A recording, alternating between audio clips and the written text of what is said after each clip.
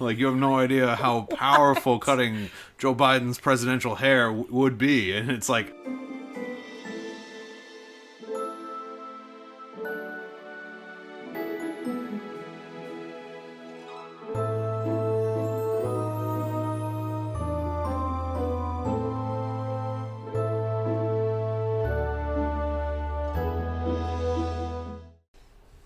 Welcome back to Seeker and Confessor, a Sword of Truth podcast. I'm your host, Frank. And I'm Lauren. Today we're covering part 1, for the first time ever, of chapter 36 of Wizard's First Rule by Terry Goodkind. Yeah, unfortunately, this is going to be our first time. We went from doing 2 chapters in one episode to now we are splitting one chapter. We're slicing, we're dicing.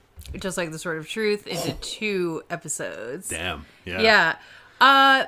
Chapter is very long, you guys. It's a beast. Yeah. It's like 30 pages long. Not only is it long, but well, first of all, the first Wizard's Rule will be introduced. The eponymous? Yes. Wow. Exactly. Oh, okay. So, yeah.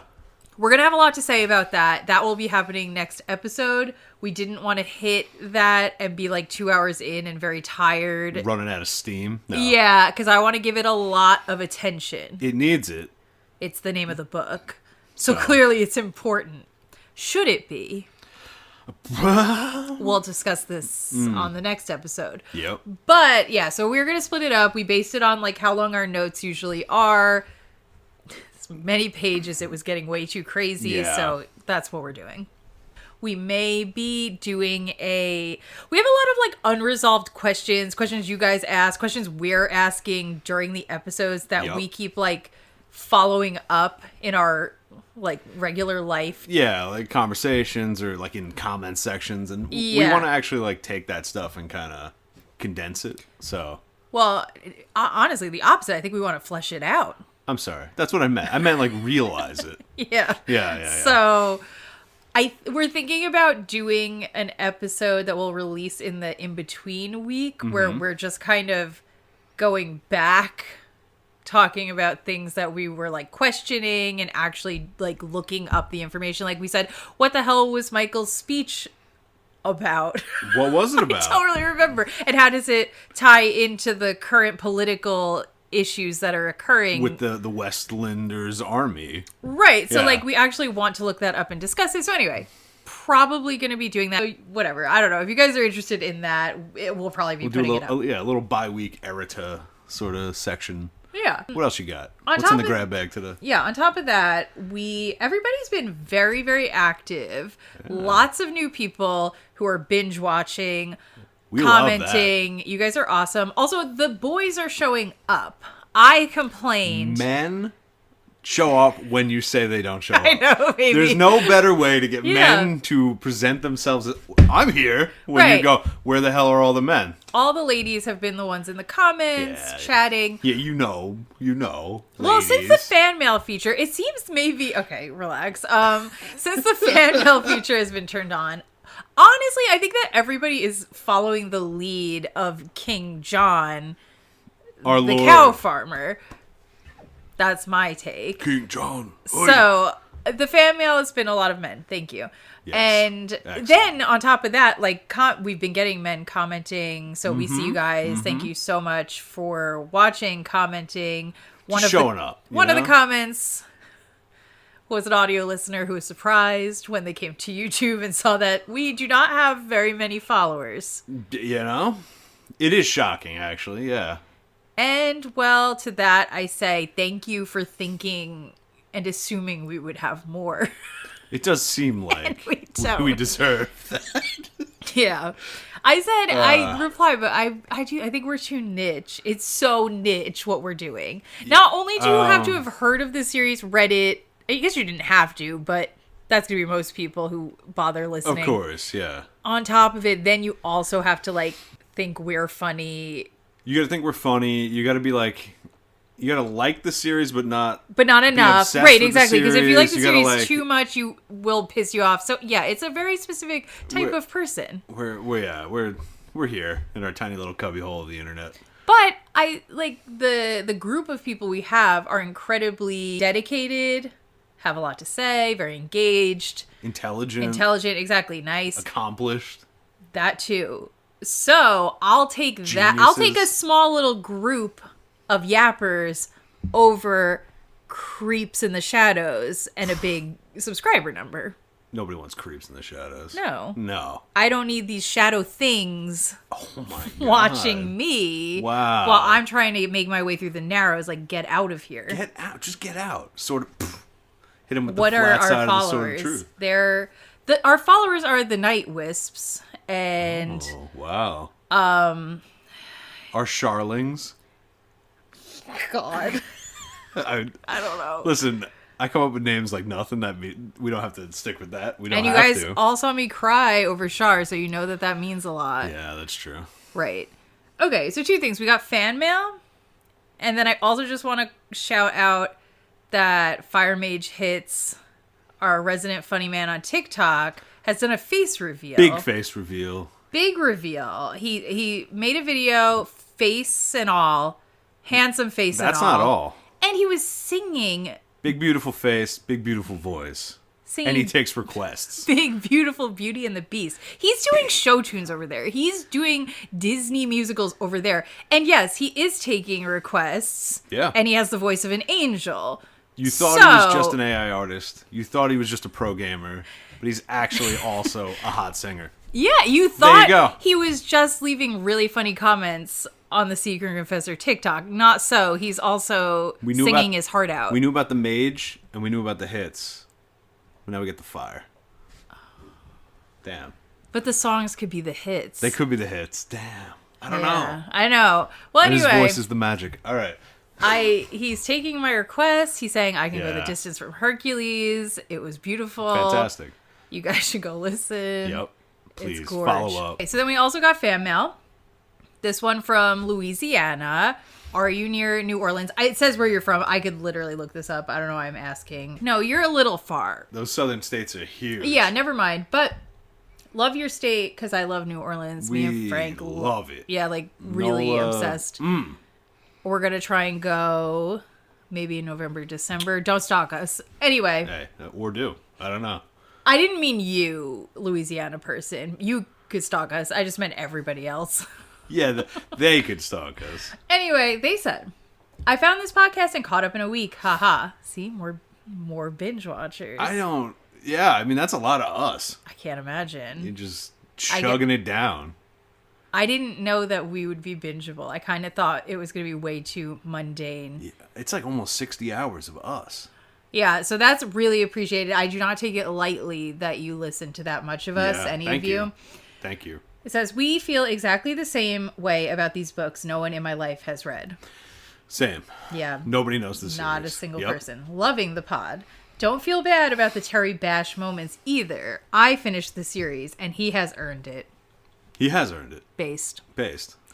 Yeah. I'm with you, really. Like, we are inevitably going to be critical of Terry throughout this process. I didn't know how much in the beginning. Yeah. At this point, like I said, it's just, yeah, I can tell. You know, it's just, when he earns it, he earns it. Right. And I'm not going to pull my punch. I'm trying to be balanced, guys. Facts. I try really hard. She tries harder than I do. Mm-hmm. I want to treat him like a human. I don't want to treat him like, this like wild villain out there. Not till we get to the Mord Sith, then we'll see. We shall see, because I'm sure I'll have strong opinions. Every which way. In a bunch of directions. Yep. How did we feel about this chapter? I guess we could talk about it as a whole, even though we're going to split this up, but... Lots of yapping going on. So much talking. So much. Basically, this chapter is just Richard and Caitlin. They lose Rachel. We'll get into it.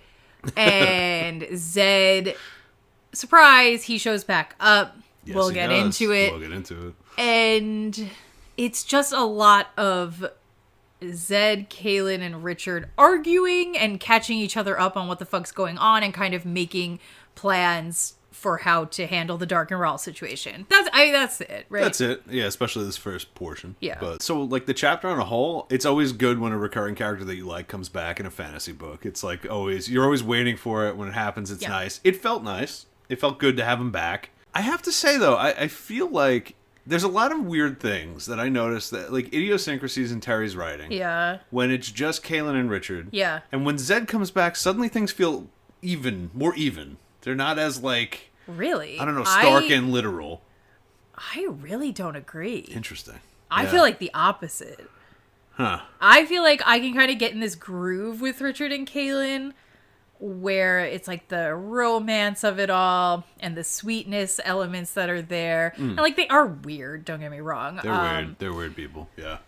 But once Zed gets in the mix, I had so many like issues and questions. That's fair. We'll go through it, and I guess I could say what I like and what you didn't like.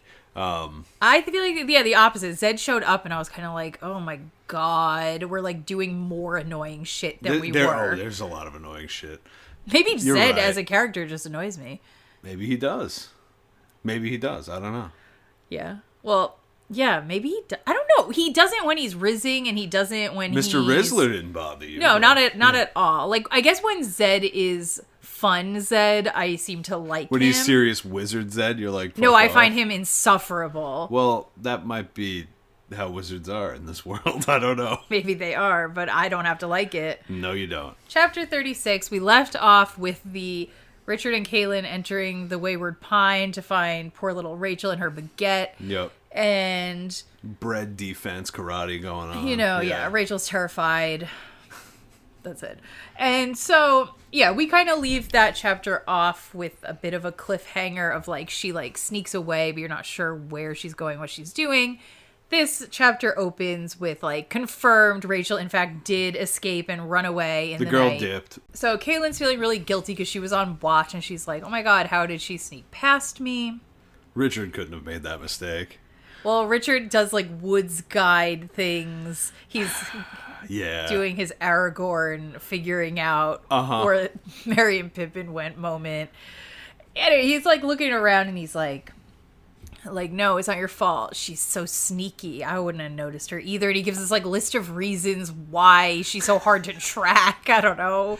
And he's like angry. Like he's pissed. He is, It's weird. Like his emotional state is just like, he's like snapping at Kayla. He's like, you don't get it. She's slipping through bushes like a fucking genie. Like I don't even, she leaves no footsteps.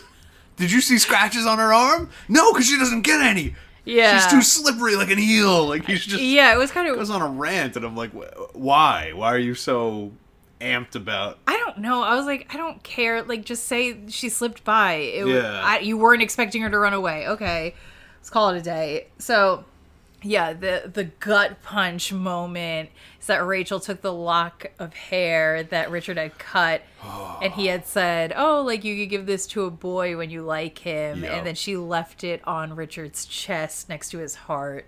So sweet. That's cute. And so, yeah, it's like you're supposed to, I guess, be like, wow, I'm really with Richard and Kaylin in feeling attached to this child. And they kind of reflect on that. Wow, she really got in our heart really quick, huh? Kaylin I'm like, there's not enough in this, like, 12-page thing. I think it's supposed to be doing a lot of things. It's doing a lot. It's supposed to be representing this, like, they want to be mom and dad together. Yeah, no, for sure. Then it's also, like, I think it's, like, she's representative of their goal of saving everybody as, like, the Rachels of the world need us. Yes, I agree. You might have heightened, quicker attachment to people and situations on this journey. Yeah. And as a story, not saying that part might have been more impactful once again. I agree. I don't... Them just being really sad about it and you as the reader reflecting on why is almost way more interesting than just being like, well, she got in our hearts, didn't she? It's very like, I don't know, Dorothy kind of feeling like... Oh, Terry had to tell us literally what was going on more than it read that meant anything. Although I suppose we could sit here and say, oh, like, what does that say about Kaylin's character that she would say that out loud? You could, yeah. You could, right? Yeah. And it doesn't seem out of character for her. No, it doesn't. So then Kaylin says, okay, I think, I'm so upset. Not only did she get past me. This chapter's so long. Yeah. I know. Not only did she get past me on watch, but also the reason she ran away was me, because she was so scared of me and my long hair and me being a confessor. My long, beautiful locks. And then Kaylin Everybody, shakes it out. everyone Yeah. hates me because my Everyone hair is just so gorgeous. That's kind of cunty. It is cunty Yeah. a little bit. She was afraid of me because of my fucking beautiful glam hair that I'm cursed to have. Oh, Richard, it's so hard being this beautiful. Kind of. Yeah. That is kind of and what that's it is. and that's where we get. Yeah, so Like already, why do I have to question so much already? And like we're not in the meat. We're not even close. we're on page 2 of the chapter. But I have to stop and I have to question. So Okay. Kaylin says to Richard, Yeah, give me it. like, please cut my hair for me. Okay. We understand why she's asking this because it's right on the tail of her saying she left because of Confessor, Yes. whatever. Yep. Richard, his next question, I am 100% like on team. Like, this is just a Terryism. He only asks this question not because Richard would ask this question, not because it's good conversation. Because he needs to explain. It's something just to you. because Terry really wants Kaylin to explain the magic behind the hair cutting, right? Because Richard says, why don't you cut it yourself? If somebody in an emotional moment was like, this person left because of this symbol on me, please cut it for me. Your next question is not, Well, why wouldn't you cut your own hair off? First off, please, sir. you know what's really hard to do? Emotionally? No, physically. Oh, yeah, cutting true. your own hair. Right. Because more people would do it. It shouldn't be hard. It's just it using is. scissors. But we have barbers and hair salons in every country and every place of the world because it's difficult to do that and not look like shit, right? That's number one, yeah. And number two, the emotional part where you'd be like, I'm of course attached to it, and in this moment of grief, I'm bereft, and could you do this thing for me? But I can't. No, maybe Richard would ask that. No, he wouldn't. He's a literal It's son of a bitch sometimes. stupid. It does make me question how much of Richard's characterization developed out of Terry constantly having Richard in situations where he needs to be like a literal son of a bitch like this so Terry can explain things. And then Terry just said, you know what? That's pretty good. I'm committing to that just being his character because otherwise it would be weird. Then it would be bad writing if it wasn't just his character. I need him to do that. So now I will like So I build never that have to think in. of a clever way to I'll build that in. Richard just does that. Richard's just that kind of guy. So she says, oh, there is magic. I have so many questions. There is magic that prevents confessors from cutting their own hair. It causes so much pain to them that if they try, they will pass out. All confessors try at least once to cut their own hair and I guess pass out and never do it again. And I didn't understand when she said that. I was like, do you mean like in a ritualized sense they simply must? No, that's not how I took it at all. They all... I took it as, for some reason, they all What? All hate of them? having the long hair. Yeah, in the same way that none of them would be ever jealous, be jealous. And yeah, Again, so is this... confessors seem like ants. Yeah, I know. Is this bad writing? Yes. Or is this Terry trying to be like, Kaylin believes this and it's not true? Right? That's the only intriguing angle. It's not that. I don't think it's that. I just don't. I don't think it's that. That's the only intriguing angle. If Terry wrote it intentionally and on the back end was going like, that's not true, but Kaylin believes these stories, I would like that. If, though, it is actually just Terry going, no, confessors don't get jealous and confessors all try to cut their hair one time. It's like, no, I'm not accepting that. That's stupid. Somebody else needs to trim our hair, but no one would dare cut it all off. What do you think my question is? I know what my question is. I wonder if it's the same question. Well, in the same way that we were wondering why the confessors don't fuck each other. Yeah, I do Why wonder don't that. the confessors cut each other's hair? Good question. That's not my question. Okay. My question is, never in an attempt for subterfuge has a confessor ever had their hair cut just to pretend that they weren't a confessor to throw somebody off and then confess them, like when they go infiltrate palaces and stuff. Great idea. Right? Okay, that never happened? Here's another one. Okay. Why has a confessor never confessed someone, and then have the confessed person cut their hair to whatever length they'd like. So true. If you really wanted that pixie cut girl, you'd do it. You'd do it. Manic pixie confessing girl. Let's go. First of all, where'd the magic come from? So the wizards actually were like sitting down to make confessors, and then they were like, wait. This is really important. So now assume, right, with me, that they made this spell, and this is just maybe an unplanned byproduct, right? Possibly, right? For some reason, okay, maybe. a sure. confessor having the magic that they do, being in women, their hair grows like women's hair does, and just for some reason, hair and status are linked. Maybe historically because confessors had. Well, that's what I was gonna say. It would be fun if it was Fine. the opposite. What? Like that was just like a weird byproduct. And I'm willing to accept maybe that's why. Sure. Yeah. And then if I find that out, I'll be happy. If it was like a weird thing that happened, and then due to that, it created this hair power women system have long hair in because the culture. confessors are the most powerful women. Yeah, that's kind of cool. That's kind of cool. I hope we didn't so. get that, and if you're gonna fucking just stick stupid shit in, well, maybe it'll come. maybe. You have a lot of hope that I don't have. So, branching off of this, the most interesting bit to me that I want to get into is what comes next. She says that cutting the hair for a confessor is like killing someone with Richard's sword. Why would that be the same thing? Other than it causes you pain. You didn't need to say it if that's the only relationship, right? So, in my mind, I'm thinking now, Terry has linked confessors having long hair is similar to seekers using their sword.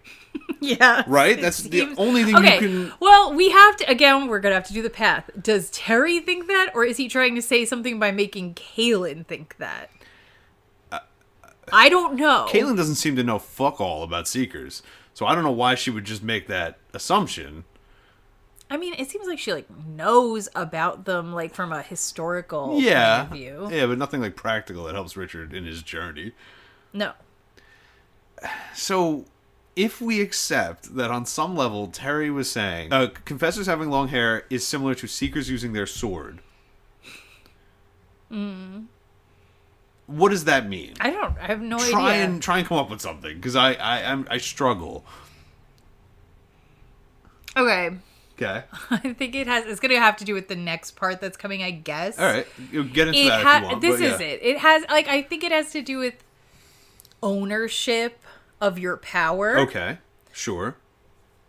Because, I don't know, this is, like, really weak. It doesn't really pan out. It's the only the connecting element I can think of is that, like, her walking around having to, like, show everybody that she is as powerful as she is and exist in the world that way and take the pain of how people respond to you being powerful is equal to Richard being powerful, using the power, and then having to deal with the negative consequences of being that powerful and taking a life. Interesting. Kaylin also kind of has to, like, exist walking around knowing everyone's like, you're that powerful, and that, like, upsets us, and she has to, like, own that all the time. So for Kaylin and the confessors, their power... Their weakness, let's call it, is related to perception. Yeah. They're being perceived all the time as powerful, even though their power is internal.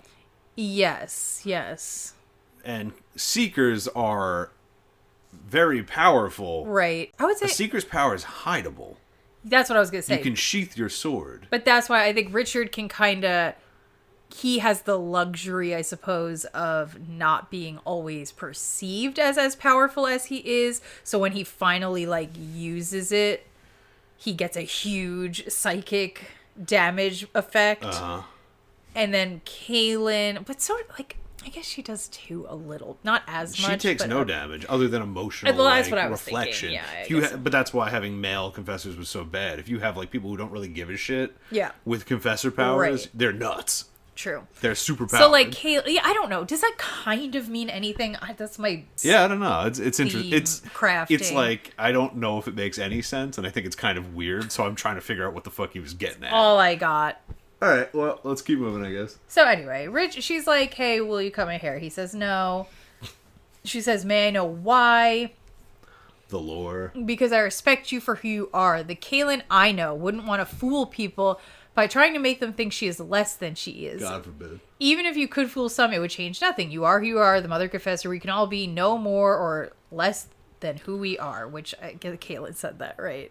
Previously? I guess so. I think she did. Yeah, she did.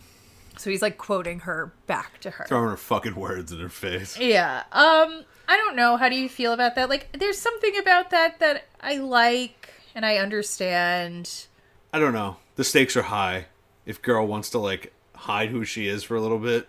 Yeah, I guess maybe if Kaylin approached it with like a more practical angle, yeah, I would be like, you should probably do it.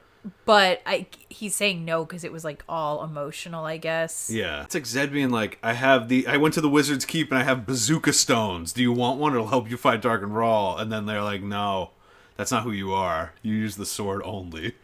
All I can say is, like, this chapter in particular, I think this has been happening throughout the book, was really, like, grinding my gears in terms of Terry loves kind of, like, making a pronouncement about a truth or a moral that he will be like, this is objective. We're using this as this objective foundational thing that we have to adhere to, and it is true and it is good and it will always work well if we adhere to this.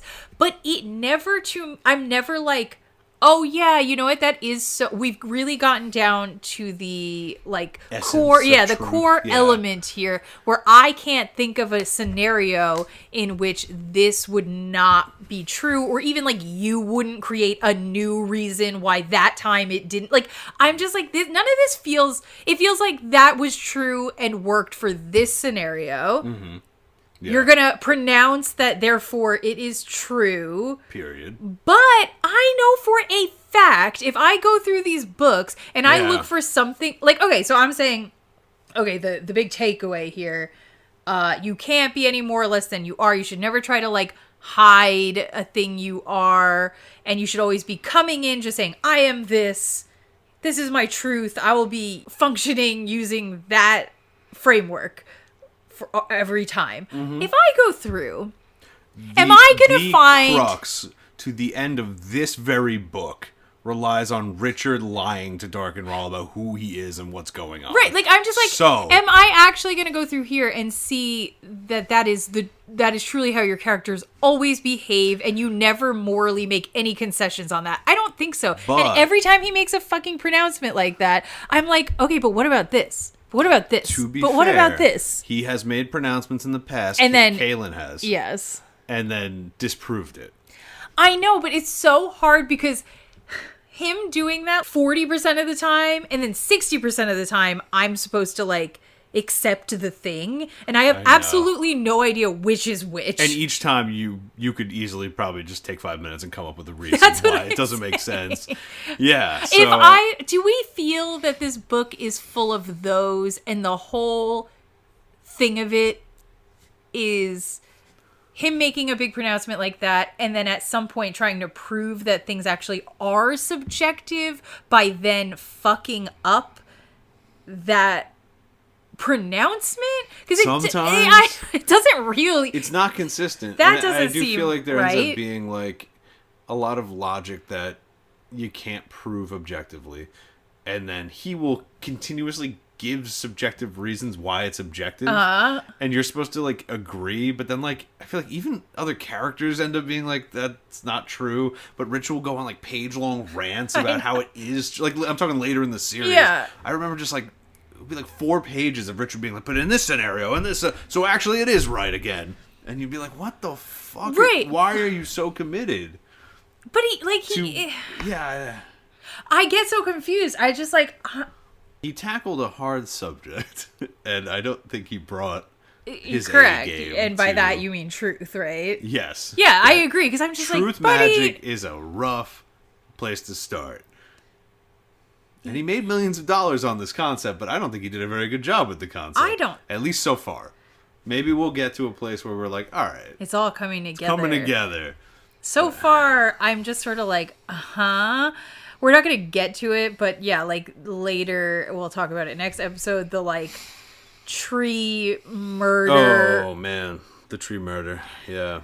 Like, that's another example where I'm just like, am I supposed to be taking Zed? Like, am I supposed to be like, yes, Zed is so right? Or am I just supposed to be like, that's something Zed thinks we don't know if is right?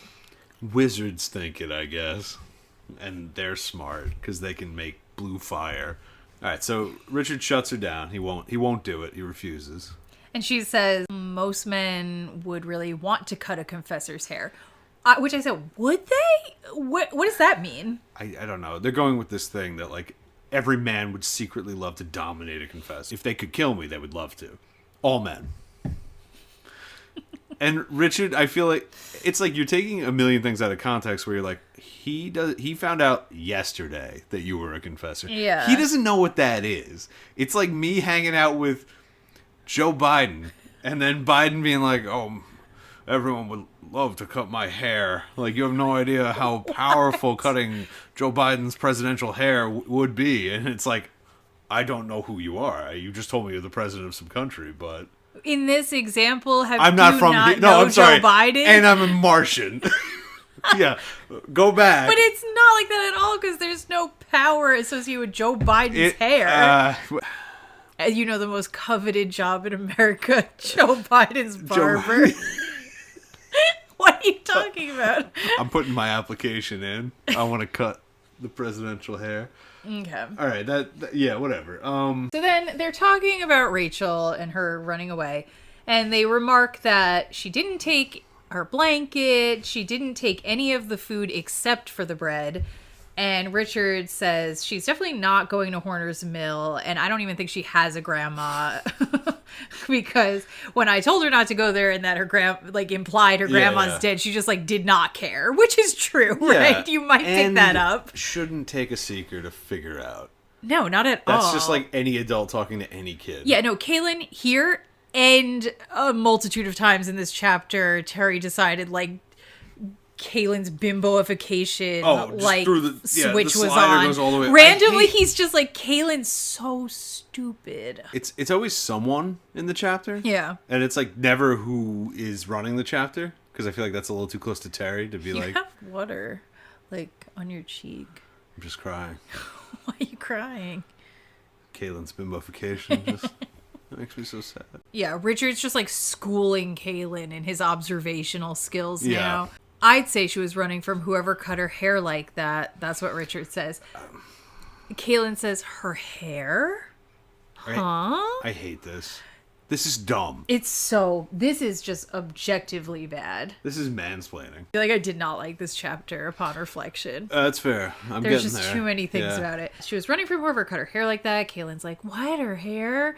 What could that mean? Person from the Midlands? That was meant to show she was property, and given that the cultural expectations of hair in the Midlands, that's what Richard's saying, and Kaylin's like, you think... But what? How does it make any sense for these two dialogues not to be switched? I think what we're supposed to take away is that Richard's coming at it with fresh eyes from his different cultural background, so he notices things that people who live there too long wouldn't notice. This isn't a good example of that. She would definitely notice. If long hair is so important, shitty hair is also so important. She would notice. She would know that. She would be like, oh, her hair's fucked up. That means XYZ culturally. I just know it by seeing it.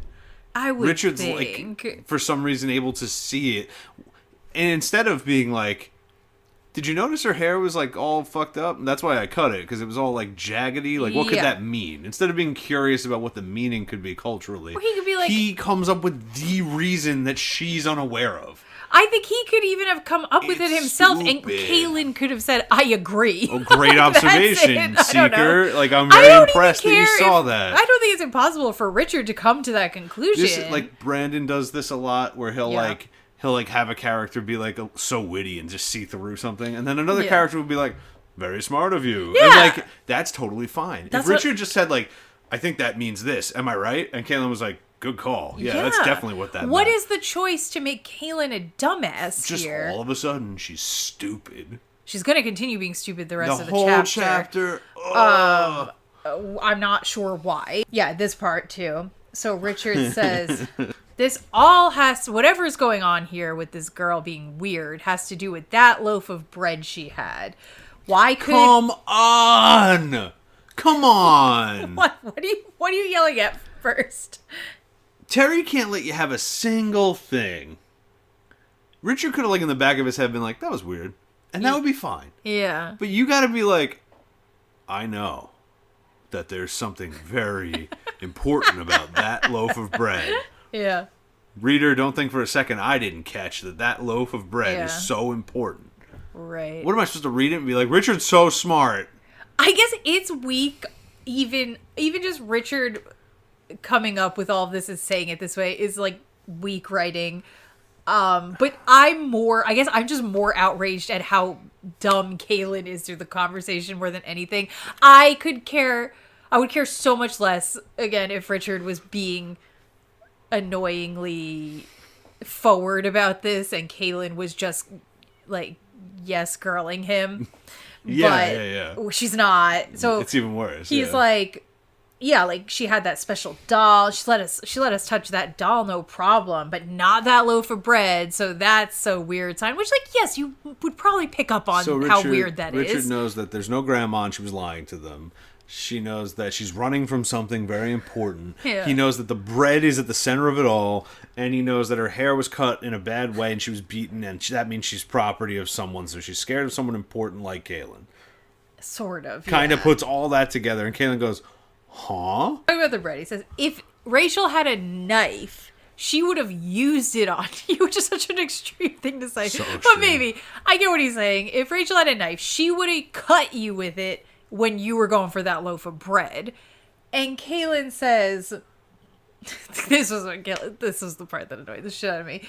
Richard, you can't really believe that about a little girl, that a loaf of bread could be that important to her? Girl, what? It's multigrain. To be fair, that's the Queen's own sourdough starter. It goes back for aeons. It's tamarind sourdough. Have you ever had tamarind sourdough? Well, obviously not what Richard is saying. I don't think Kaylin would think that's what Richard is saying. Richard wasn't. So Kaylin heard him say that and didn't think, oh, so there's something suspicious going on. Something going on with the bread. Magic where I live is full of magic. Maybe magic. No, she thought, oh my God, Richard's saying she loves bread. She loved bread. Why she no eat bread? She hungry. Why no eat bread? Eat fish, but no bread. I'll never understand. This is something that happens in some other fantasy books as well, where people live in the fantasy world where there is illusion and magic all over the place, and then they're just like, they never are like, it's kind of illusion, like illusion, yeah, like illusion magic. LLU. Yeah, yes, and you're like, why are you like acting like this couldn't be an illusion? But that's why I had issues with them with Old John, where I was like, again, you're in the illusion magic witch wood zone.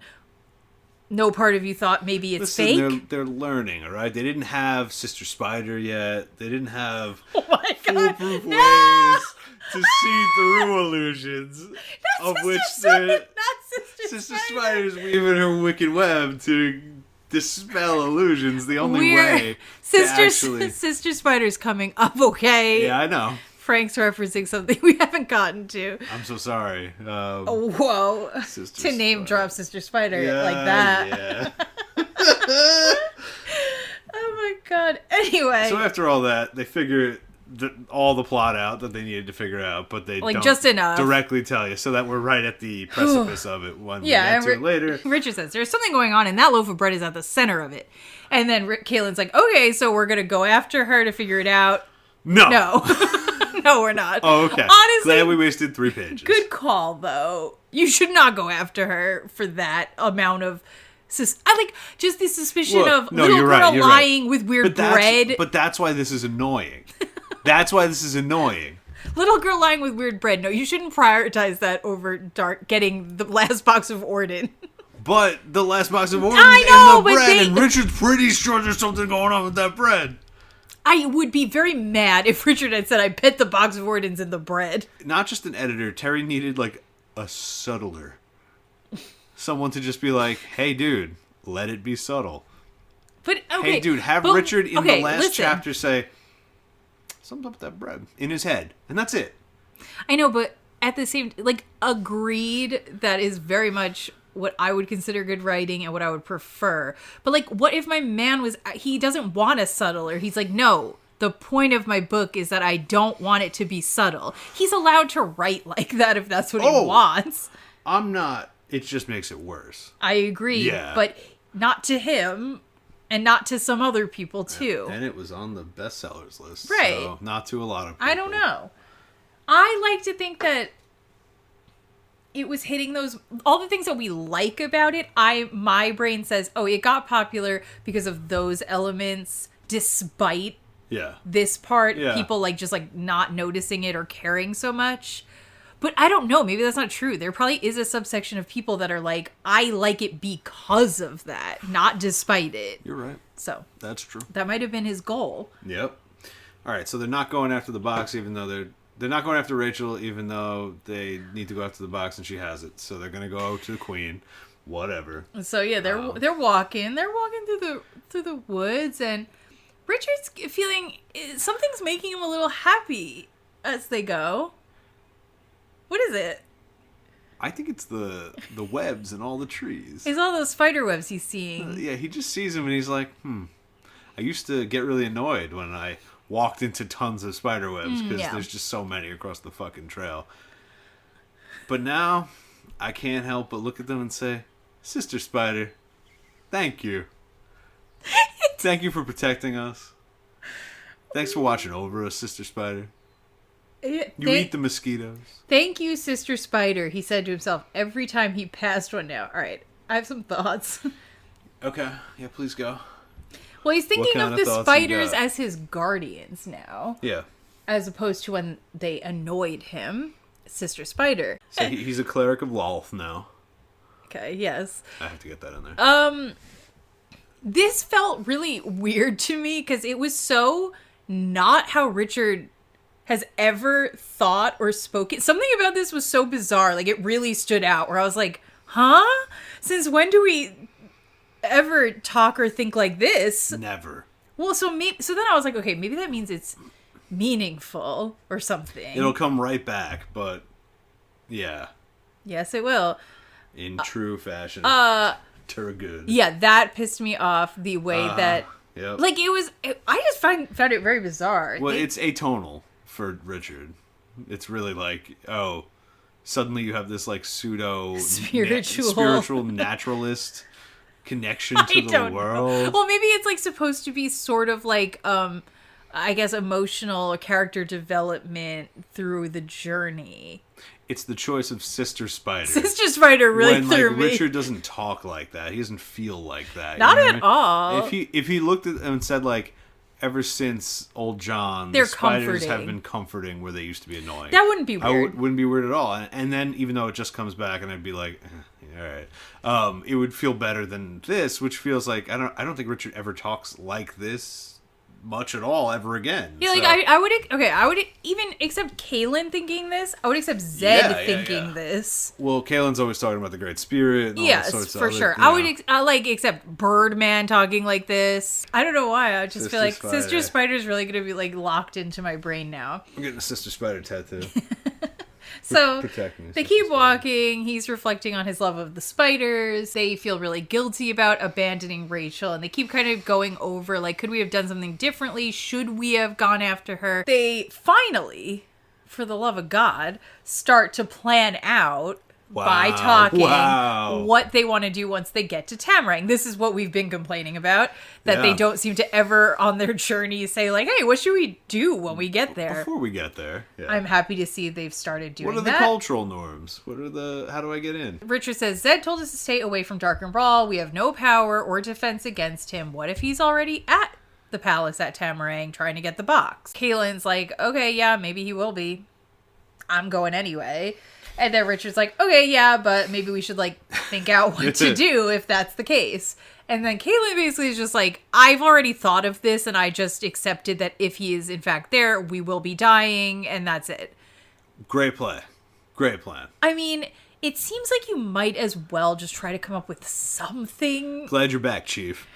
Glad you're back on team Don't Let Us All Die. But I also kind of understand. I think it's just like... To be fair, yeah, them, I don't think they had any plan for, like, if he showed up for the Mud People. Because what were they going to do if they were outside?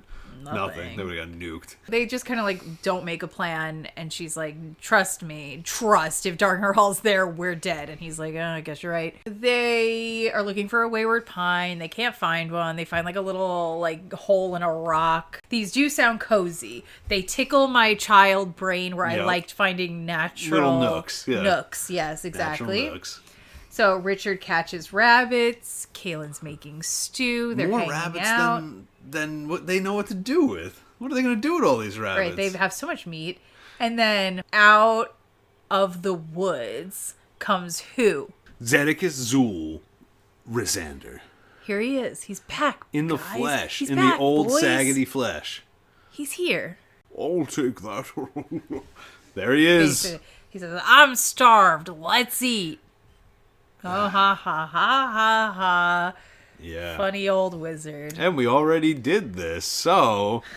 Well, we didn't do this. Zed just showing up out of nowhere. There was weird a couple of circumstances times. Yeah, that's the happened other so time. far. Yeah, but I guess he couldn't know that. No, of course So he does. stumbles No, of course he on doesn't know in. that. Fine.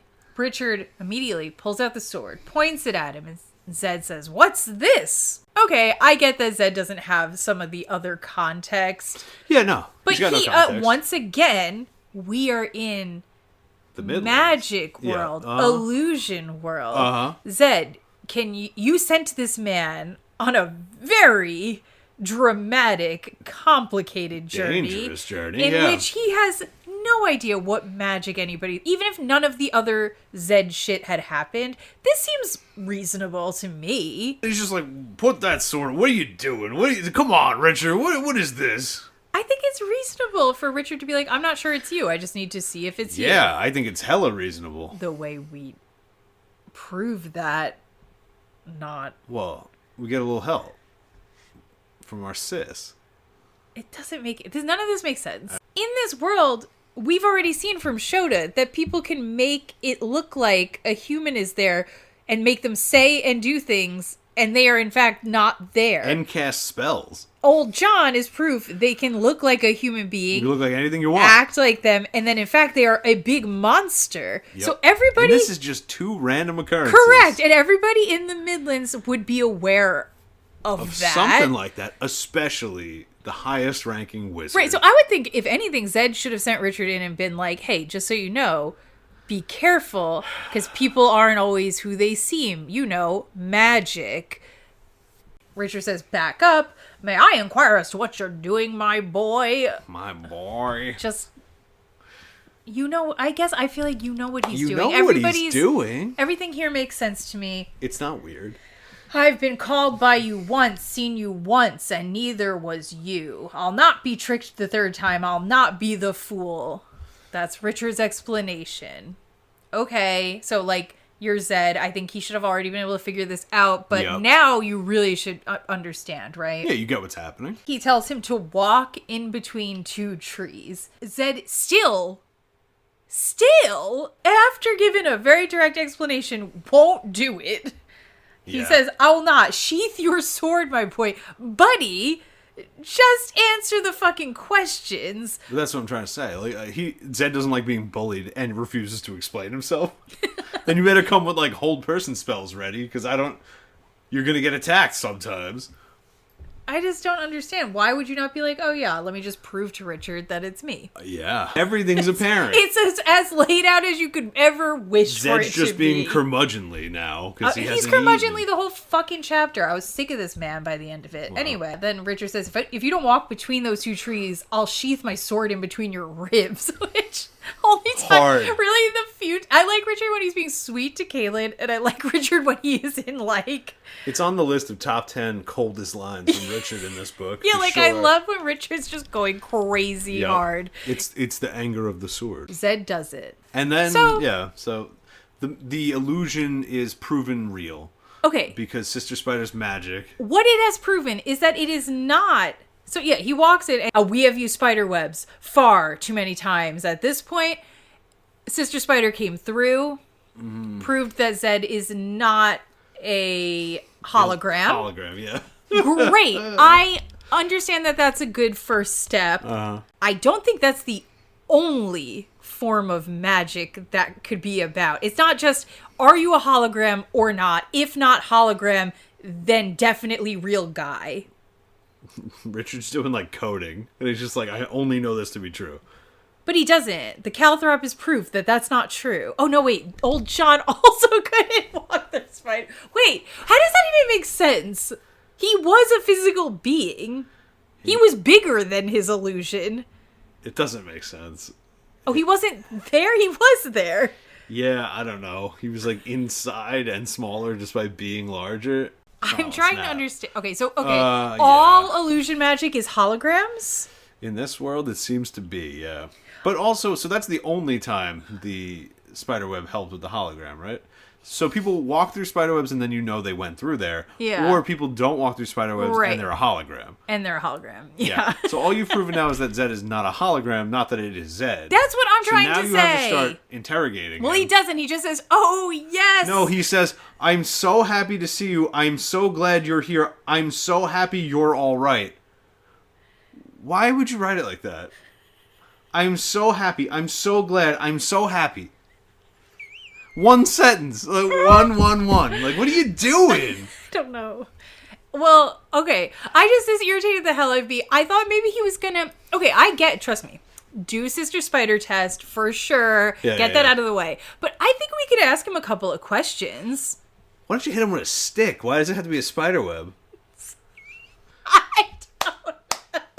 Here's the thing. The Calthrop really is not making sense to me because you're telling me, okay, old John was a hologram illusion, but then we turned back into the Calthrop, who obviously was not a hologram because he crushed the rock.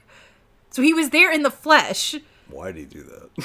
So is it like, you turn into just like a little... Yeah, a little pebble, a little atom, and then the hologram... I feel like the Calthrop is some sort of like imp that can grow very large in size. Bro. When he's ready to feast, you know? Okay, but do you see how... I'm sure that wasn't how hologram Shota Zed functioned.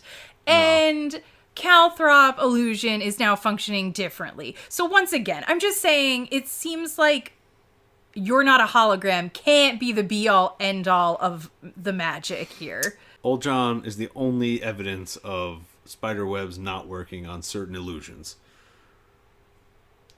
Yeah. So seems Sister Spider helps him out here to confirm that there's a physical, corporeal Zed in front of him, which he then immediately believes is real Zed.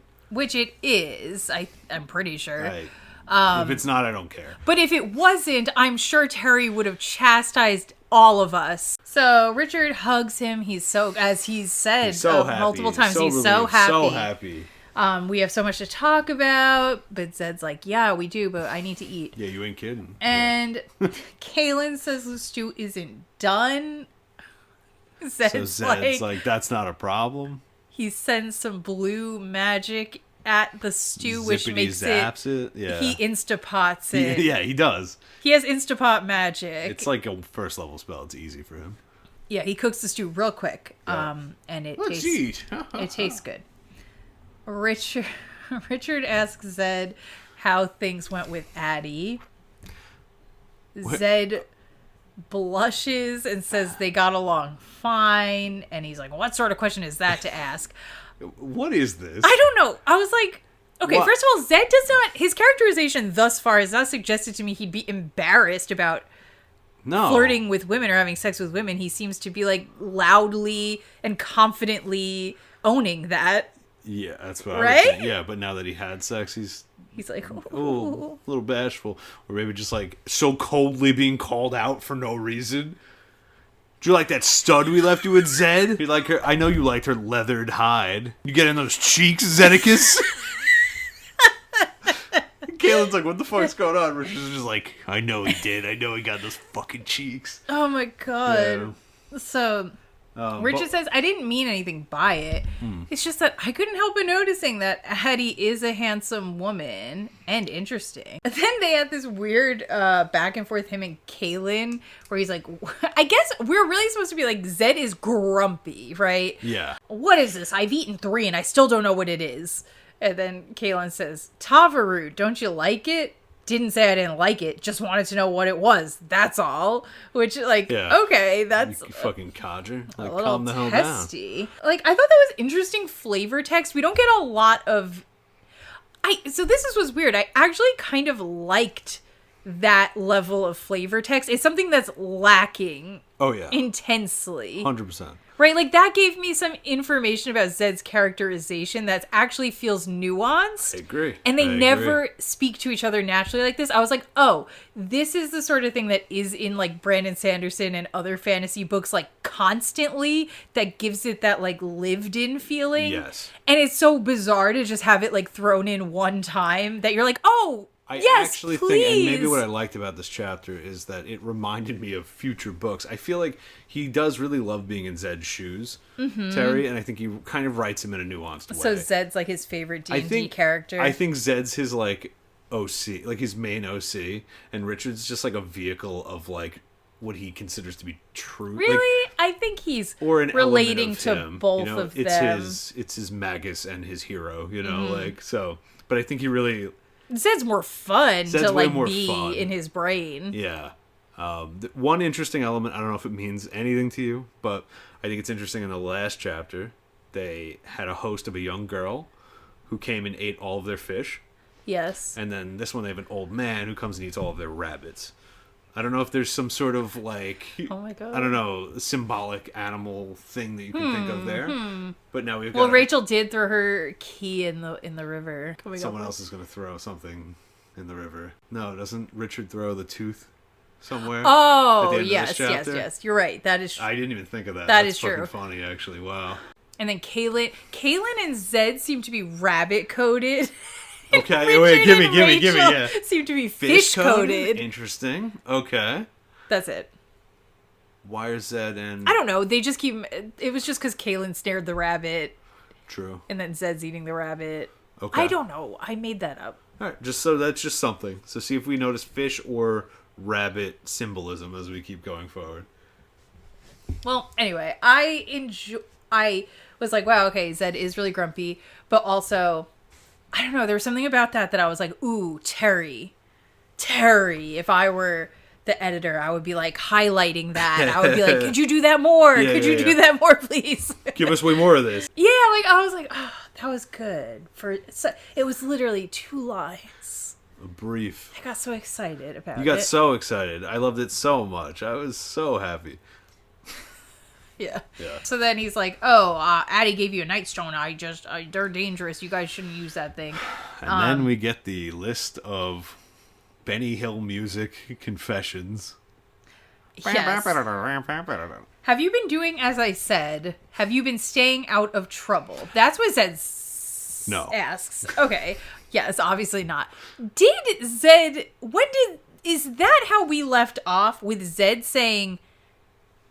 Stay out of trouble? It's been so long since he got zapped, so I'm not sure. Write this down. I want this for the medium episode. All right, hold on. Zed keeps harping in this chapter on like, I told you guys I didn't want you to do anything. I told you guys not to get into trouble. I told you guys to stay out of everyone's way. And I'm like, I very much felt Richard at that point was being sent on a very important quest in which there was going to be tons of danger, and I do not remember Zed just being like, you guys just chill. Just chill. Yeah. I feel like Zed was like, fucking figure it out. Yeah, kind of. Am I wrong? No, yeah. I need to reread this and be like, where did and when did Zed say? Give the advice to be like, please make sure don't. You do not risk anything. Don't be risky out there. I don't remember no that. memory. Granted, so much of what we read was literally a year ago. Yeah, downsides. That's the problem with it. But downsides of every other week. But I don't know. I don't have any sense of being like, okay, Richard and Kaylin have to get to the Midlands and then lay low. Yeah. My sense was Richard and Caitlin have to get to the Midlands, and then they immediately have to go figure out a bunch of shit, and nobody said anything else. They had no plan. That was the whole point. They got there and they're like, I guess we'll go for the box, because everyone that knew anything is gone. Whatever. I feel like Zed was being very like, you need the sword. You're the seeker. You're gonna have to kill people. You just like, I don't know. I wasn't getting this vibe. So, they say, we stayed with the mud people. Zed says, can't get in too much trouble with the mud people. Wah, wah. So you two had a nice day with the mud people? And then it's like ... because they're like not answering. He says, again, you can't get in too much trouble with the mud people, which I thought was kind of funny. It's kind of funny to just say it again, yeah. Caitlin says that she killed an elder. Zed is shocked, and he's like, why? And then they're like, well, he was trying to kill her. And then Zed's like, why would an elder kill? She already told me a couple days ago. Yeah, Richard's like, oh, actually, I know she's a confessor. She told me about it. And then Zed's like, oh, okay. Now, so then, how long's it been since the mud people? Like a week? Good question. Because you know what's one thing we've never talked about since then? And like... Sit-in? No. Oh. Yes. Okay. Definitely sit-in. Of course. Caitlin got her arm cut to the bone by the elder. Yeah, but they have Did the poultice just heal it? Does she have I don't know, magic healing? Do we have magic healing? No, they put some herbs on it. Guess it's okay. You know how, like, ligamental damage is, like, she's catching rabbits, she's sleeping in the woods. And she never once being, like, her arm hurt. Guess not. Okay, cool. Yeah, I don't know, I think I was just, like, maybe confessors have, like, quick regen, but... Yeah, the metabolism through the roof. it like, the pain transfers to more hair. Wait, Super Saiyan Confessor? It's just like a straight fucking like the most powerful. Cone. Yeah, absolutely. Confessor. She starts shooting like confession blasts. Yeah. Well. Cross appears. Well, my thought was like they just like haven't discussed it in one bit. No. I guess they just assume he's dead. Yeah. They're over it. But Rachel got their heart pretty quick. Not even a reference. Like, no! Oh my god, remember Sidon? Like, and she told Rachel the same fucking fish story and everything. Well, that kid's fucking dead, so they're over it. They're so over it. You know they're gonna like yank Sidon out of like certain peril for no reason. They transferred all the emotion over to Rachel. They forgot about him. That's so dumb. I forgot too, but like I didn't. No. That really impacted me. Him flying off with Dark and Raw and the Dragon was too horrifying of an image. To give to his pedophile friend? Yeah, that's pretty bad. I have not let go of that. I'm just like, somebody help him. And the fact that Dark and Raw was in Tamarang means he already went home and dropped him off, so... I'm still thinking about it. I haven't forgotten you, Sit-In. Says asking, why would an elder try to kill a confessor? And she's like, oh, well, that's actually when we found out what a Nightstone could do, which isn't really an explanation. Right before we were made mud people. This is the whole bit. Yep. He was going, oh, you did this. Well, at least you didn't do this. We did. Oh my god, that's terrible. At least you didn't do... We did. So they could do it right before they made us mud people, and then Zed looks at Richard. He's like, you took a wife? And he says, No, this response makes no sense to me. Do you remember? It was like I got around it or something like that. What do you say? What do you say? No, I actually didn't really pick up on it until the second time I read it, where I was like, what? So he says, oh, they made you take a wife. He says, no, they settled for giving me this. And then he holds up Birdman's whistle. That was unrelated. What does that mean? That has nothing to do with it. They have nothing to do with each other. Has nothing to do with it. What? Okay. They made you take a wife. No, they gave me... They settled for giving me... They settled for giving me a bird whistle? No, they gave me this yo-yo. What? And then Zed's like, I see. Why do we talk about yo-yos so much?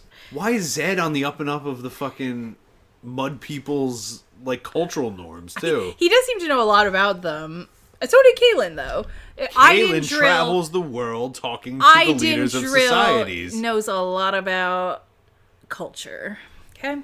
Mud people are savages, but everyone's like... there's like an anthropologist in their village every 3 weeks taking notes.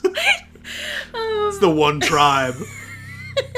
We got any minutes on the Mud People? Well, explain though. Sinara and... No, I'm sorry. Explain to me what the fuck Birdman's whistle had to do with anything.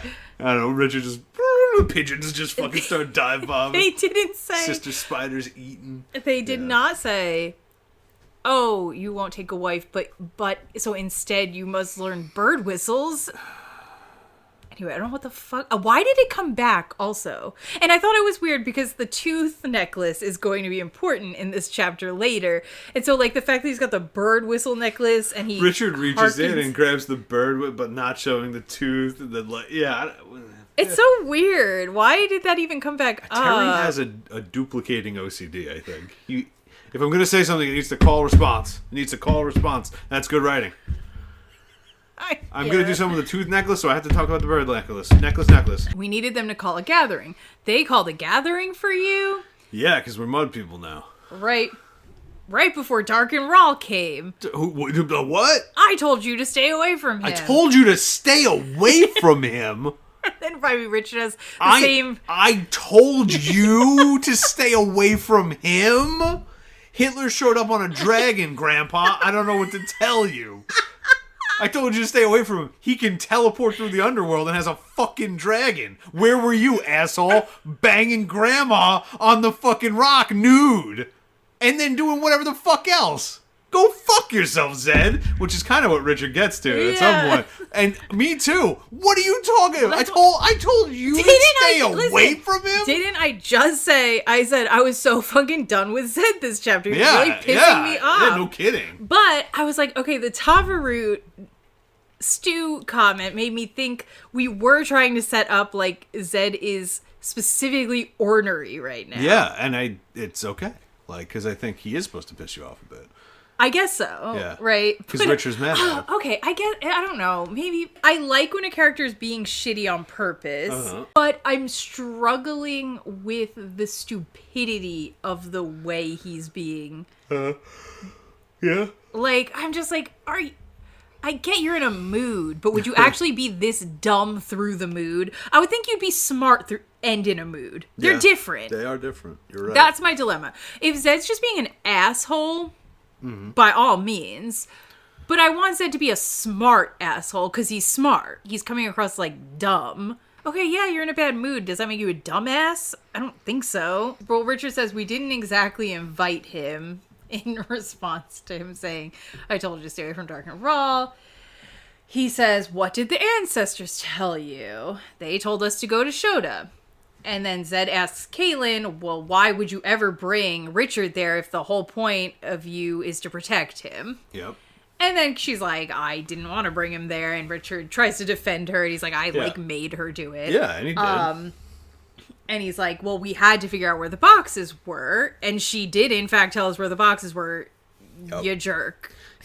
Because you garbage. Yeah. It worked. We did it and it worked. And then, Zed, this makes sense to me, like this version of him being rude that's coming up. Yes, He says, like, oh, Shota told you. And he was in a mocking tone while scowling. Like, that I get. He's being a dick, but again, he's not being dumb. He's just being rude, which I totally accept. In his wheelhouse, too. Yeah, totally. He's like, yeah, I bet that bitch did. You know, what else did she tell you? So I just want to separate. I'm not mad that Zed's being an asshole, even though I was pissed. I'm pissed at him doubly. I'm pissed in the way I'm supposed to be pissed because he's being a dick. Yep. But then I'm also pissed in another way, which is that you are making him stupid. And he's not stupid, so don't do that. So he says, what else did Shota tell you? She only tells you something you want to know with something that you don't. Richard doesn't want to talk about it with Zed, which, like, right now I wouldn't either because he's being annoying. So Richard's like, nope, that didn't happen. Just found out where the box is. She told us. All she told me. It's in Tamarang with Queen Milena. And she told me because she's going to die if we don't get it, right?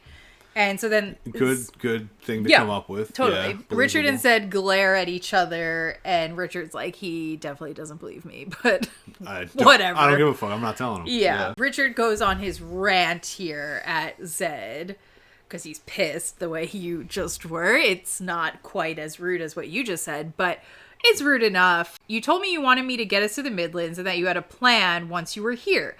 You were struck down by that underworld beast. You were unconscious and we didn't know if and when you would wake. I didn't know what to do. I didn't know what your plan was. Winter is coming. We have to stop Dark and Raw. I've been doing the best I can. We almost died. I'm protecting Kaylin. He gets into all of that. And says, if you don't like how I'm doing it, just take the fucking sword back. Bam. Yeah.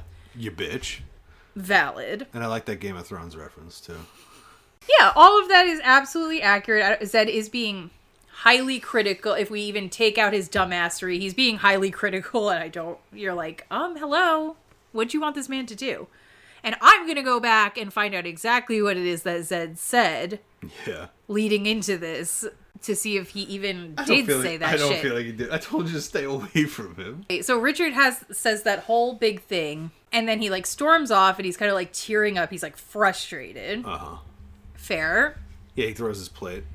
And then Zed turns to Kaylin and says, oh yeah, I can see you definitely did tell him about her being a confessor. Yep. So, the way Richard is reacting right now...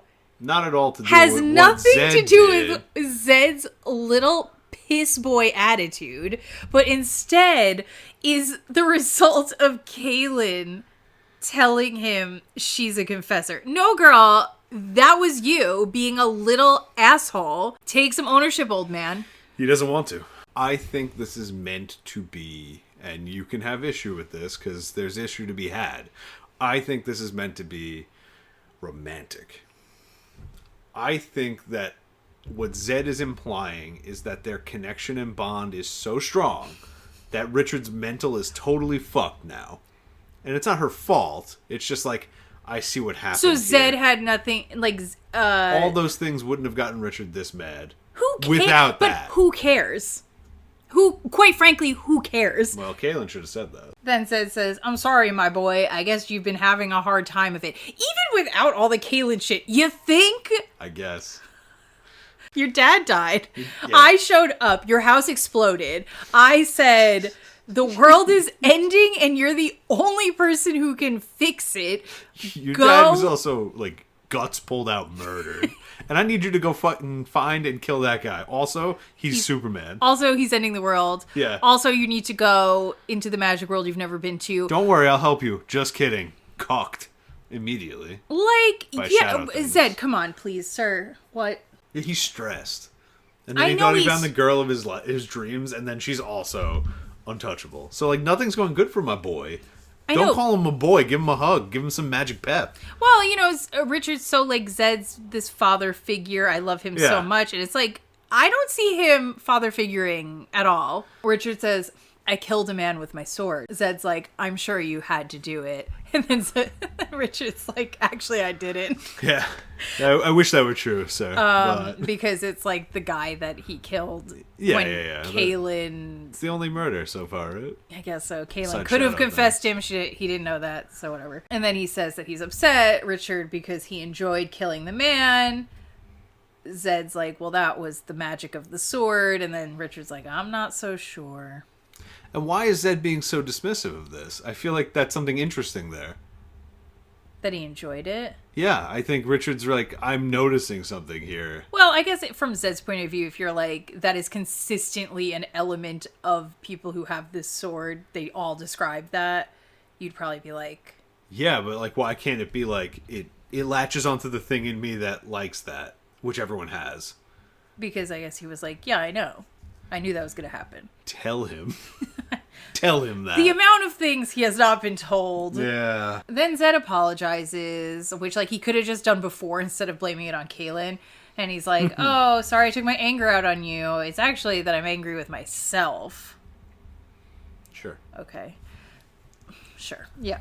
Okay. So Zed sits down by the fire to explain what he means by this. He says, I'm afraid we're in a lot of trouble. Not good. It's not good. My plan was to stop Rawl without having to deal with him and without putting you two in harm's way. Okay. have a lot of questions. If Zed had a plan that he could come up with in which he could handle this without even engaging with Dark and Rawl and without Richard and Kaylin being involved, why did Richard even need to be the Seeker to begin with? And why are they on this side of the boundary? Why didn't they just stay back in the Westlands? Why didn't Zed just go? Correct. Like, why did they have to go there? For what? If they were supposed to be there, but also, like, hiding and doing nothing, why are they there then? I'm trying to understand what the plan could have been that required Richard to be a Seeker, for them to be, get over the boundary, by all means. For what? I really wish I knew what the fuck. Like, I'm so confused by why the urgency in the first half of the book, if his plan had nothing to do with them. I don't get it. Yeah. Why are they doing anything? Why, like, was there a prophecy? Like, can maybe we get into some maybe of that? That's why. There's prophecy or whatever. Because the fact that we even do drop the idea of prophecies very soon means that probably was related. Yeah. And doesn't Dark and Rawl at some point talk about some sort of prophecy or something? For sure. Maybe. Yeah, I don't know. So that's probably why they're here in the first place and even named a Seeker in the first place. Well, Kaylin was very convinced that they needed a Seeker. That's why she came for him. Well, she came for... No, is that why she came for Zed? She came to find Zed to force him to name a Seeker. Because they thought... She was convinced they needed a Seeker. Which means there's probably a prophecy. Okay, so but then that actually explains... Kaylin's motivation. But if Zed doesn't know that prophecy... But maybe Kaylin doesn't even know that. Maybe somebody else knew the prophecy. One of the wizards was like, you need to go get the old so wizard. Who knows the prophecy? Somebody does. Sure. That kind of makes more sense then, because it's like, maybe Kaylin came to make Zed name a Seeker. Zed became aware of the scenario at play, thought he could make a plan that wouldn't involve them, but was like, okay, fine, she's here and she wants a Seeker, I'll give her a Seeker. Why the fuck not? Yeah. I don't know. I felt a tone early in the book that very much convincingly made me think that Zed needed them to, like, do stuff really bad. Yeah, but then apparently that's evidently not. But now it is again. So yeah, he says, it seems your plans may be the only way now. But I have not told you all there is to know about the Box of Orden, because it wasn't for you to know, but I guess it doesn't matter now. Why was it not for them to know? Because he, like, really thought they weren't gonna, like, be involved? What, so? Nobody was acting that way. No. It was like a party going out to do stuff. No one was acting that way originally. Why is it not for them to know? The boxes aren't your problem. No, the boxes are literally every living being's problem. It's Zed's hubris, I guess. That's the only thing I could think of, but okay. So yeah, Kaylin's looks like annoyed. She's pissed off at Zed, and she's like, what wasn't for us to know? So she's mad just like you. Like, she's like, what? I'm agreeing. It says something about, like, they've been, like, running around with, like, not enough information. Yeah. But, like, that seems to be a constant theme. Everybody's withholding information, including Richard. Yeah, especially Richard. By the end of the chapter. Yeah. Zed explains, the boxes work just as I said, each with their own purpose, but you have to know which one to open.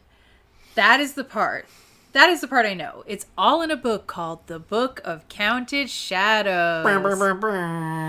The Book of Counted Shadows is an instruction book for the boxes. I'm its keeper. I think it's ridiculous that these boxes have a book. Why? This power is too tempting. Okay, yeah, I don't know, but apparently they all, like, didn't think it was real. The the Midlands government didn't think it was real. Zed knew it was real. That's why he didn't open this book. Yeah, so that's what I'm saying, though. But, like, knew. Right. Ultimate power was in these boxes. They weren't tempted, I guess. But they also let it get out of the keep somehow. George. George, the No, sneak I'm thief. assuming George didn't take it. I'm assuming somebody else took it and then George found it. Even though they kind of imply maybe George took it. I think George took it. How did George get in there? George got some skills you don't know about. I don't know. Okay, Richard freezes. Yeah. He's stuck in fight or flight. Mm-hmm. Because he's like, oh my god, I have the Book of Counted Shadows memorized. Yes. I am the Book of Counted Shadows. Literally, he's the book. He's like, oh no. So Kaylin's like, okay, so you know which box that he needs to open. And then he's like, no, I'm the keeper. The information is all in the book, but I've never read it. I don't know which box or how to figure it out. If I were to open the book, that would risk spreading its knowledge. It must not be opened. That could be very dangerous. So I never did. I am the keeper of many books. This only one among them, but a very important one. It was in Idendrill and the Wizard's Keep. Okay, that makes sense. Sure. That's where it would be. For the most, yeah. And then he drops, Idendrill has fallen. So sad. Rip. So that's where Zed was in that little chapter there. Yeah. Somewhere in Idendrill. He was in the Wizard's Keep. He was looking for the book. Kaelin's obviously upset and then just like starts name dropping random people. You know they won't be important, but yeah. She says, no, Captain Rifkin, Lieutenants Dellis and Miller, the Home Guard. The Home Guard! Not the Home Guard. These are clearly important people to her. Means nothing to me. Seems weird to have a Miller when we have a Giller. And a Horner's Mill. Guys, tell me, will any of those people be anything? Or did we just make up totally random names? That's what it feels for her like. to be sad about. It's someone Terry knows in real life. Richard asks what the Wizard Keep is, and then he's basically like, we have important magic things and important magical books in there. We have books of prophecy and books for teaching new wizards and references and weapons. And we also keep magical items there, like the sword. And he says, only wizards can enter, but someone got in and took the Book of Counted Shadows. It must have been Dark and Brawl. Ah. So then... Richard knows that's not true. Well, okay, we don't know that. True. Unless it was a very long time That's ago, what I'm saying. guess. So, okay, modern day Dark and Brawl was not the one who took it. It either was George who took it, Richard's dad, or Dark and Brawl or somebody else took it and then George got his hands on somehow. it. Right? Yeah, you're we right, don't know right. which of the options it is. That's true. Richard's like, okay, maybe it wasn't Dark and Brawl who took it because he knows this happened a long time ago. It's not a recent thing. Zed says, then it was a thief. A very clever thief, but a thief nonetheless. Which, didn't we have like some sort of complex about George being a thief early on? Yeah, we did. That's why he has the tooth, to prove he's not a thief. Or something. The tooth proves that he didn't steal it. That's how? I don't know. We never got the answer. If you stole the book and you stole the... Why wouldn't you steal the tooth too? I don't know. If Dark and Brawl was wandering around holding the book and the tooth and he somehow got it, then you stole it. I don't know. But that's what the tooth was supposed to represent. That he didn't steal I feel it. like didn't Michael like said something about like our scummy thieving father, and Richard was like, no, he just finds like...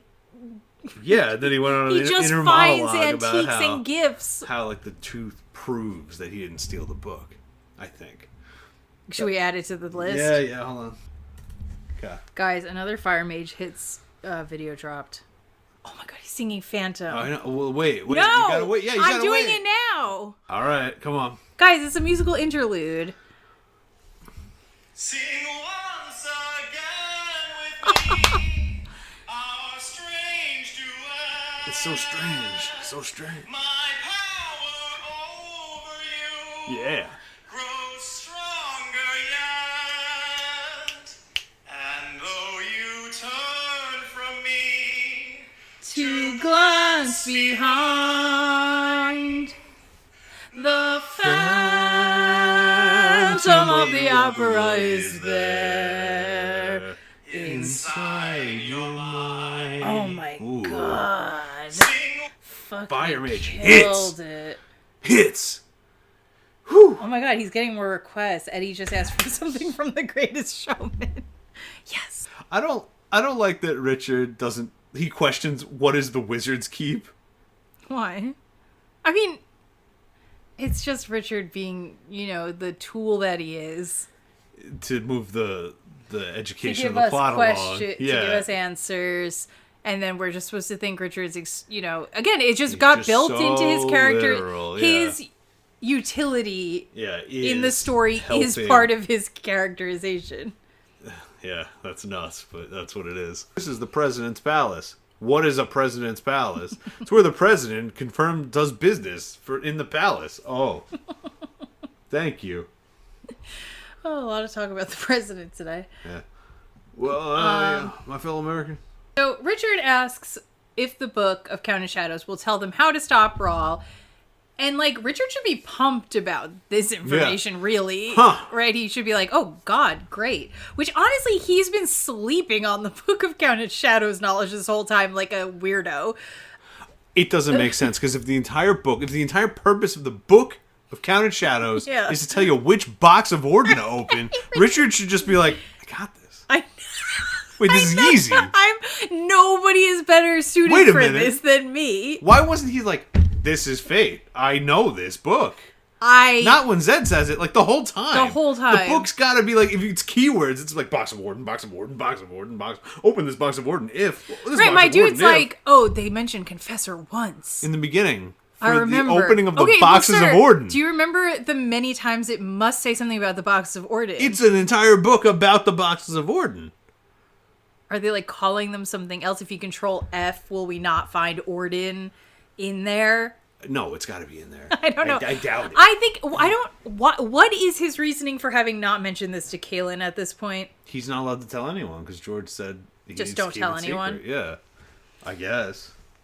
Maybe it's time. I don't know, but maybe, the end of the world. If there was gonna be one, it could be now. Zed's like, probably not. It won't help because you need to like the book alone without also having the boxes won't make sense. Was what I got out of this. Maybe then it's kind of like gobbledygook. That's what I'm saying. So Richard's That's what I'm saying. It might not say box of Orden. It might just say like gemstone right, click left. Like I don't know, some shit like Ruby that. Up. Yeah. Yeah. And you're like, I don't know what that means. But Rawl would. Right. So he's like, no, I don't fair. think it will help. I don't know if I'm really following how this would function, but I'm interested to find out. Yeah. He's like, I just want to destroy it so Dark and Rawl can't read it and know which box to open. I don't care about knowing. I just want it all gone. And would have been a good plan. Would have helped, yeah. Yeah, I'm assuming Dark and Rawl obviously has not read the book because he was like after George and Richard to get the information from the book because the book has been destroyed already. Yes. What Zed wants to do has occurred. Well, no. Well, no, I mean, kind of. Yeah. Because Richard's the only person who knows what was in the book. He's the arbiter of the knowledge of the book. The book itself is gone. So Dark and Rawl has not read this. I guess he didn't steal it originally. Yeah. Because he seems to know that Richard knows. Does he know? Does he know what? Does he know Richard has the book in Dark and Rawl? No. But then why was... He was after George, right? Probably for that he was after George for that reason. George didn't know he killed him, and then I think he thinks it's just like a dead end. I don't think because he was tracking the tooth. Right. Oh, yeah. Right? Because I think he was like, But does he know the tooth is on Richard? Because No, I feel like he was tracking Richard and the tooth separately. Well, the cloud was following the tooth. It was? Yeah. It wasn't following Richard? It was following Richard because Richard's wearing the tooth. tooth. I know, but meaning like... No, it's linked to the tooth. But did he say, I know Richard has the tooth, I'm linking Writing it down. I'm linking it to the tooth so I can follow both, or was it just incidental? So yeah, he's like, I don't think the book's going to help all that much. I just want to destroy it. And since we don't have the book, we don't know who has the book, we need to just find the last box. They basically just come to the conclusion of like, even if Rawl doesn't have the book and he doesn't know which box to open, he most certainly is going to open a box. So if he doesn't open any boxes, he dies. He dies. If he opens one of the boxes, he dies. And the other two are bad for everyone. Except him. Well, one is bad for him. Yeah. And one's bad for everyone else. And one's great for him and bad for everyone else. Right. So one is very bad just for Dark and Rawl. One is bad for Dark and Rawl and the rest of the world, and one is good for Dark and Rawl and bad for the rest of the world. Correct. Yeah. So it's a 2/3 chance everyone gets fucked, and only 1/3 chance he succeeds. Right. And a 1/3 chance everyone loses. Right. So he only has 2 out of 3 right now, and with no book, that's pretty bad. But if he's gonna die anyway, he's gonna just pick one. Right, just to see. Yeah, of course. So fine. This is so with how the was Zed destroying the book gonna prevent that? I have no idea. It wasn't. I guess. Yeah, right. He needed to find the box no matter what. No matter what. But right? I guess he just would have been like, I'm a lot better off now. Because there is then a chance that Dark and Raw will open the one that just kills. Yeah, well, I'm saying if the box is destroyed, you're upping your chances that one of the options at least will just kill him. Oh, the book. Yeah. If the book's yeah, that's true. With the book, he's just going to know automatically which one to pick. Right. So that's definitely bad. Making sure he doesn't have the book. Right, but I guess, I definitely feel like, Zed had to find the last box. Once he put them into play, no matter what, he had to find the last box. Yeah, that was his next step, 100%. Because I was going to say, Richard could just be like, oh, good news, the book is destroyed. Confirmed. But I guess because he's like, no, we still have to find the box, that doesn't really help anything. Whoa, Richard? Yeah. Yeah. He's like still like, oh, let's focus on just finding the box. Yeah. But I think also he is the book at this point. I know. So him being alive is dangerous. So when Zed says I would do anything to destroy the book, I think he's thinking of Shona's prophecy a lot. No, he is. Now. He's like, oh, he's going to kill me. It makes sense for him to now maybe want to kill me. But like, okay, maybe we should just kill you. I'd be thinking about it. Or just like keep Richard really locked away. And then if you need to kill him, kill him. Yeah. It's you know what I mean? Yeah. Then when they come to that conclusion of like, yeah, we have to find this box, Kaylin is very nice. She says, the Richard has done as the Seeker should and found where the box is. The Seeker has done well. And she smiles at him, which is nice. I think he could use some affirmation in this moment. Oh, yeah. And Zed then immediately shits all over it. And he's like, oh, okay, yeah, well, good for you. You found out where it is. But how are you going to get it from her? The queen has it. Now, I'm just like, kill her, Zed.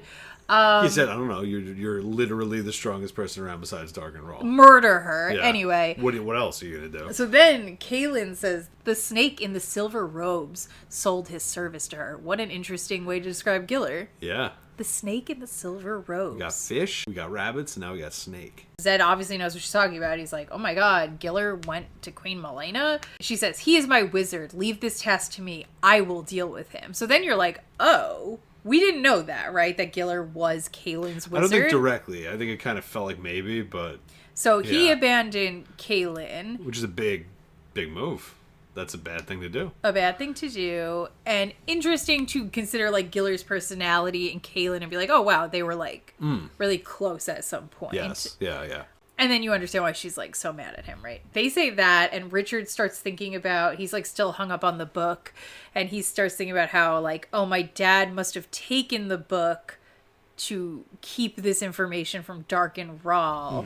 Yes. And then he says, like, about Giller, like, well, maybe he had a good reason for doing that, because he's, like, trying hung to up defend on his dad. He's like, not everything's as it seems. Like, right, like, Zed seemed like he was pissed somebody took his book, but actually my dad did it for a good reason, so maybe Giller did maybe this. You're fucking up, too, yeah. But this is what I mean when I say that, like, moral relativism thing, which I think moral relativism is interesting and what, like, most writers fuck around with. Yeah, but Terry tries to pretend there, like, isn't.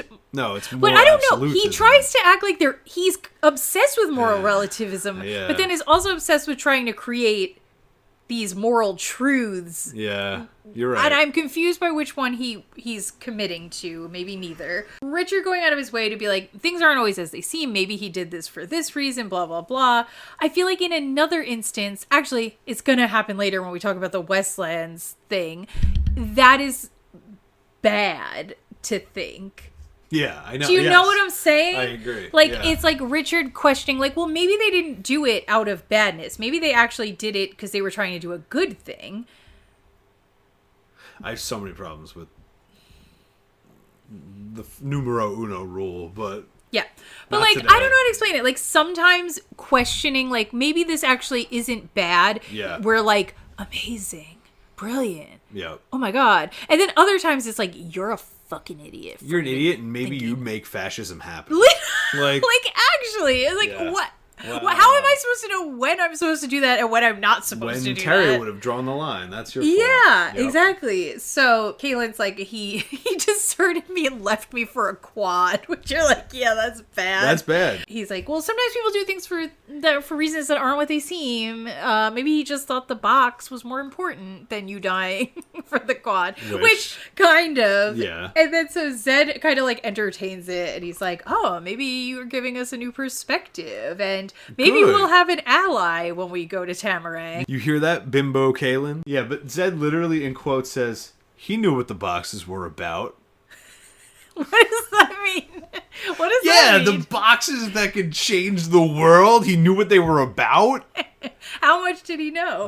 Well, it's not for us to know how much he knew. We're approaching our Yeah. cut spot here. The door's slamming shut here on part 1. Because the Wizard's First Rule is coming up we gotta be fresh for very that. quickly. Yeah. But I want to maybe just entertain the talk that leads us into the Wizard's First Rule. Okay. Because I feel like I'm going to have to rant about this a lot now, and I'm going to have to rant about it a lot later. Correct, yeah. So, Richard tells Zed about Horner's Mill. Mm-hmm. And immediately, we get right back at it. It wasn't Westlanders, was it? It couldn't have been Westlanders. I told Michael to get the army together and protect Westland. I didn't tell him to attack anyone. Certainly not helpless people. It couldn't have been Westlanders. They wouldn't do that. And then Zed confirms it wasn't anyone from Westland. Okay, well, first of all, I told you it was fucking Darknaral's army. What did I say? You said that it was Westlanders who were Michael sent on behalf of Dark. It could have been that. Oh, okay. On behalf of Dark and Raw. I thought that was possible, yeah. Well, no, it definitely was possible. Yeah. It's more stupid. It's so, yeah, you're right. You know what I mean? You're right. It's You're dumber. Right. Yeah, it is. That would be grayer. That's a better idea. Two governments working together create a false problem Yeah. to rile up the people. That would actually be a smarter usage of the Wizard's First Rule. Because then they don't know what to think, so it's easier to just go along with what is easier. So remember how we were talking about the parallels last episode, right? Yeah. The baby boy killing Yep. oh, Midlanders are bad. Oh, I want to go back to Westland where everyone's good. Then the parallel. Westlanders are maybe bad. So Richard was right. Yeah, Westlanders were not Westlanders bad. actually are not bad.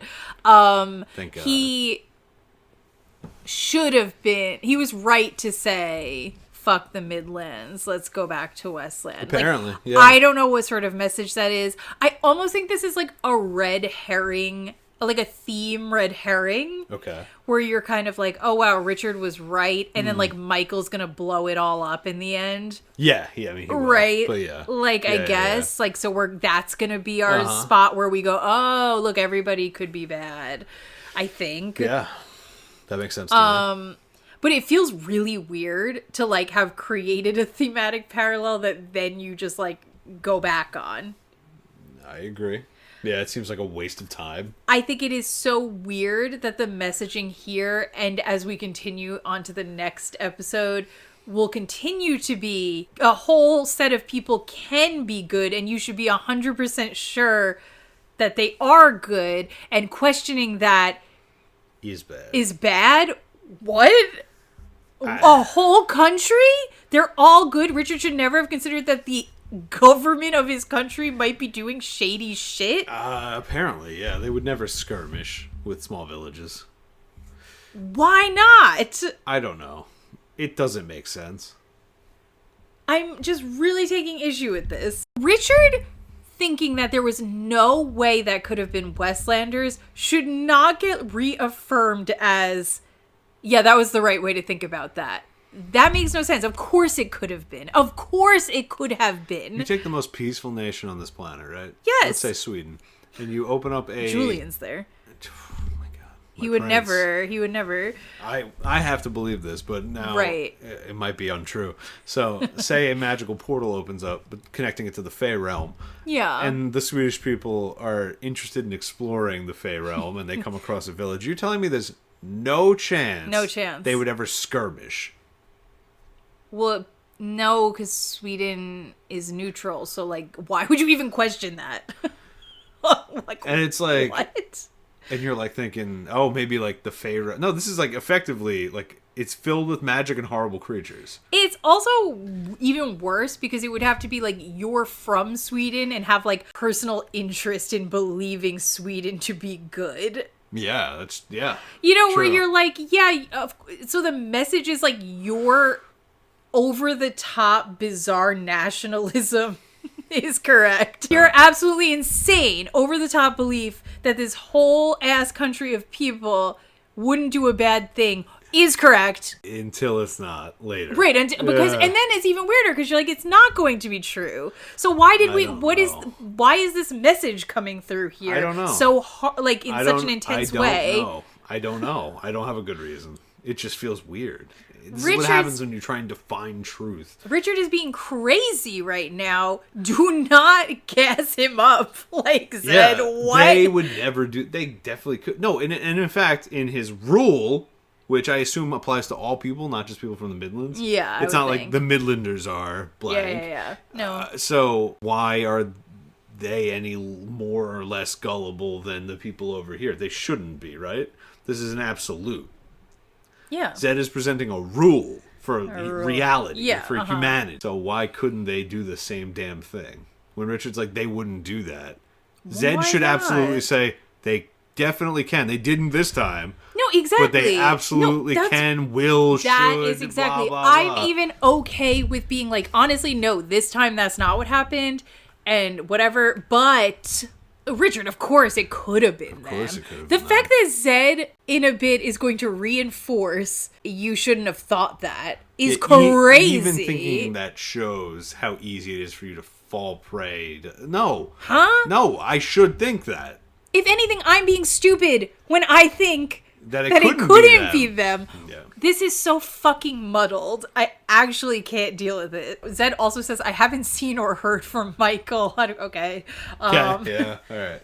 Me neither. And I'm not going to keep going because then we're going right into the explanation for the first rule. The rule. So we're pausing there. We're not calling the fans Charlings. No. I know what we're calling them. Sister Spiders. Hey, Sister Spiders. Hey, Sister Spiders. Welcome back. Thanks for joining us on our web. Can we stick with that? No. Yes. We're going to fight about this in private. Sister And Spiders. That's Charlings. the name. No. Vote below. Yeah. Sister Spiders or Charlings. Do you want to be gross eight-legged freaks? Or do you want to be beautiful night wisps dying under a tree? I just want to be able to say Sister Spider more often. Oh my god, I can't believe how much more we're going to have to pages discuss. of stuff coming up. I am continuously baffled by this story. It's a weird one. Yeah. I am. And the fact that dominatrixes are coming Woo! Magic on Doms. top of all of yeah. this. Fantastic. Truly great. Wow. Truly inspired choice. Yeah. Wow. Yeah, I can't What? wait. I'm so excited. You can't be serious. He can, and he is. And it's beautiful. What a beautiful thing. That is what is endearing about it, is how fucking wacky the whole You thing never is. know. Like, you could never have predicted at this point what was coming. Are you kidding? No, I'm saying, like, as a story, you're like, whoa! We'll see if we actually sit down and record mini-sode. Do you have anything else to say? I got nothing. Guys. We're running late, so I'm not doing my shout out. I'm sorry. Although, shout out to my man in Louisiana who sent the fan mail in. Big shout out. Big shout out to you. So, I don't know, it feels anticlimactic. Kind of is a little bit.